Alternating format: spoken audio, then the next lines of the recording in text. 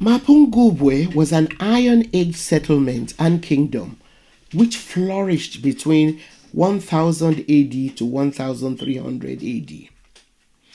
So just where was it located? Welcome to the Sankofa Pan-African series.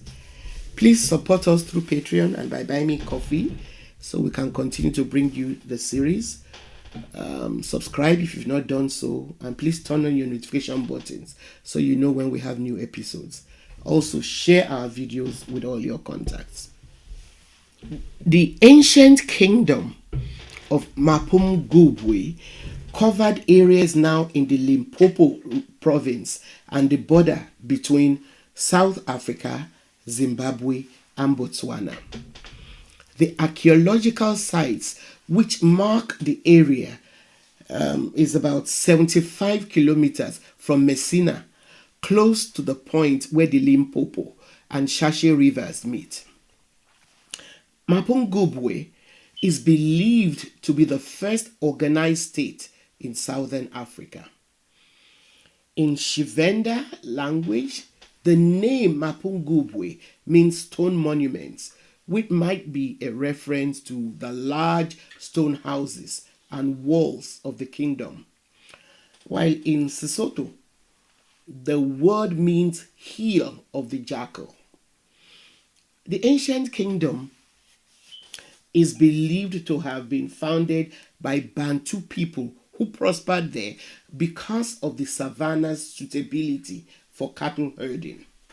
The Bantu-speaking people who founded the kingdom of Mapungubwe were pastoralists.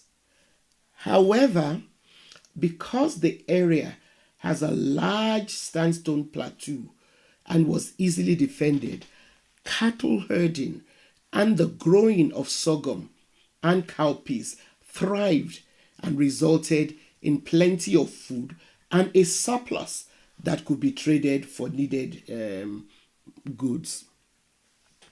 The archaeological record shows that by the 10th century, there was already a marked increase in the number of domesticated cattle in the area, as well as a thriving cotton cultivation and weaving. The area also was rich in copper and must have had large numbers of elephants, which provided ivory and animal hides.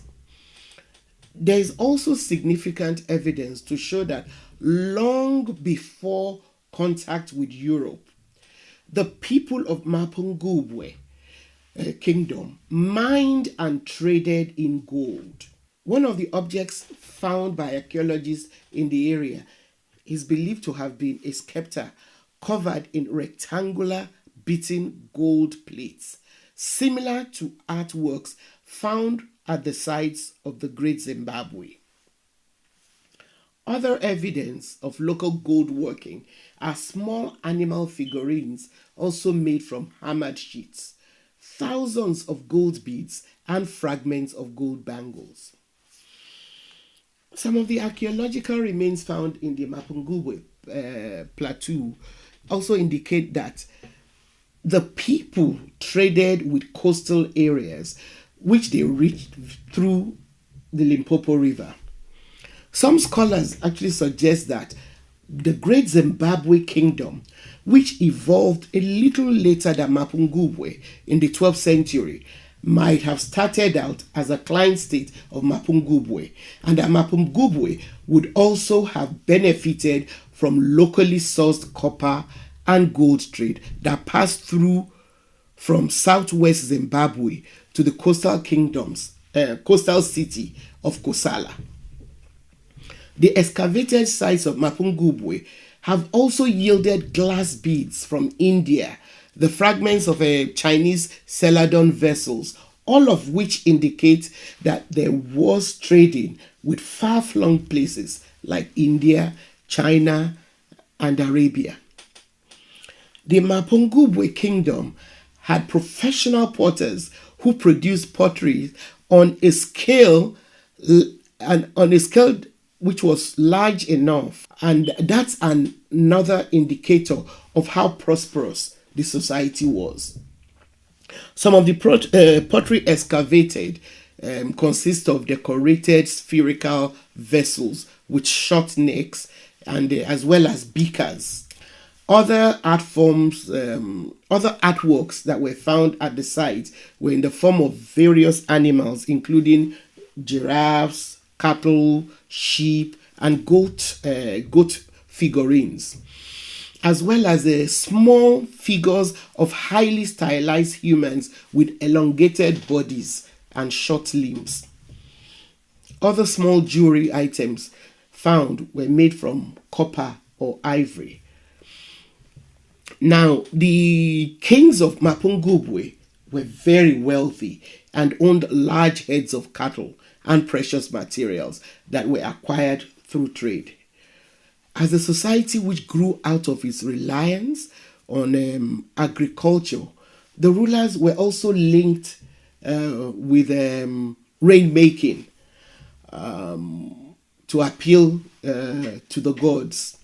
Now, the king and his court lived in houses that were built out of stone on the highest level of the community's territory, which was a natural sandstone hill.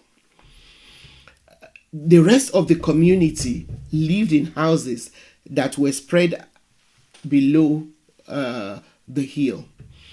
Now, when the rulers died, they were laid to rest with their ancestors at the top of the hillside in an area that was demarcated away from the royal dwellings, while commoners were buried in the surrounding valley level.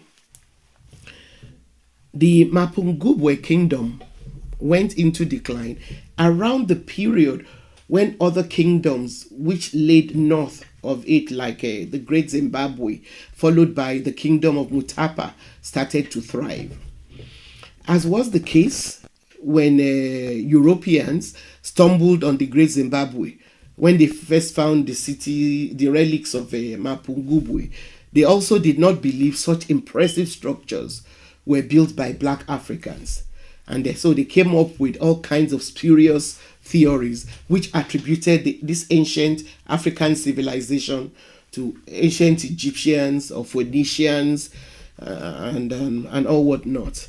Archaeology, however, has debunked all of that nonsense, and there is overwhelming proof that both sites, that is Mapungubwe as well as the Great Zimbabwe, were built by indigenous Africans who lived in the local areas. Thanks for watching. Please support us through Patreon and by buying me coffee. It's the only way we can continue to bring you this series. Subscribe if you've not yet done so, and please turn on your notification button so you know when we have new episodes.